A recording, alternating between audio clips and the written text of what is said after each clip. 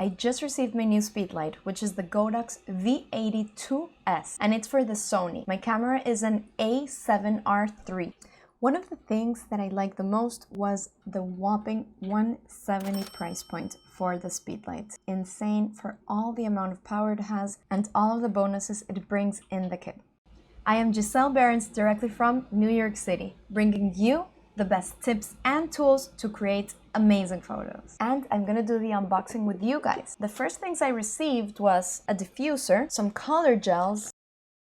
I did do some really cool and creative pics with the color gels, and I'm gonna show them to you as well. The kit to add the color gels to the actual Speedlight. I also received another goodie on my kit, which is the bracket. Now with this bracket, we're gonna be able to add the Speedlight and mount it on a stand, and that's going to give us more flexibility as well as more creativity when we are taking photos with the Speedlight. And here it is. So what you do is that you put your Speedlight in through the hole, you can adjust it, and then add it to your stand right here. Now for the unboxing of the actual Speedlight, I have it right here, okay? So I'm going to open up with you guys. And as I told you, it's the Sony version. So it's the V860iis. And overall, they should be pretty much the same. It's just that this one is specifically for Sony cameras. So here's a first look at the box when I open it up. And I personally love to read manuals. I check them out. They tell you exactly, right, how to use the product. Oh, here's the flash. Now I'm gonna open up the flash. It's pretty sturdy. You can see right there, the Godox, it has a small protective film on the bottom.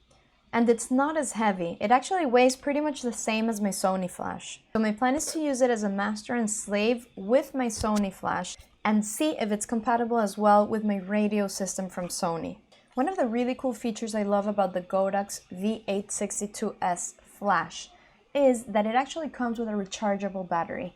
So I was very excited to use this, here it is, when I use my flashes and I'm going out on events. I usually use around 12 to 16 batteries, which are AA, and they cost around 40 bucks, 40 to 50 bucks, and it's a pretty big investment to go out for each event that I take photos to. So I'm excited to use this one because I'm going to be able to recharge it. Now you might ask yourself, well, Giselle, why don't you use rechargeable AA batteries? I do.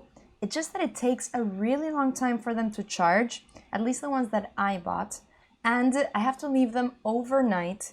And not only that, but they become really, really hot when I start using them continuously. So in the tests that I've done, my rechargeable batteries, the rechargeable AA batteries, usually last less than the regular batteries because of the recycle time that they have.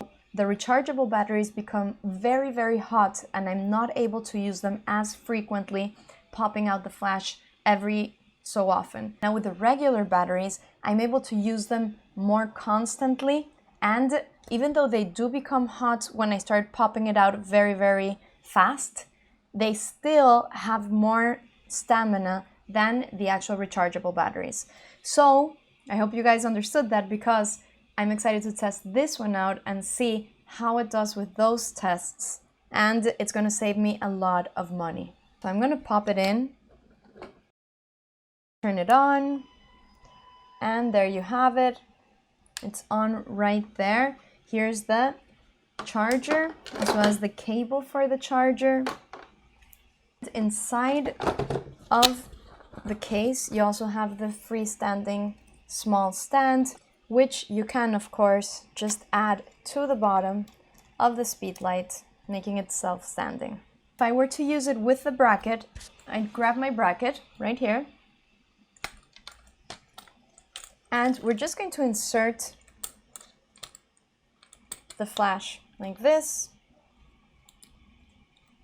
and then just tie the knob for it to become sturdy and it becomes one piece. And again, we're just going to insert the stand right on the bottom, and you're gonna have your off-camera flash just like this. So let's check it out, and make sure to click on this video right here on your upper right corner, because we're going to go over some really cool lighting effects that I managed with the Godox Speedlight, as well as recreating that same effect in post-production in Lightroom using some basic masks.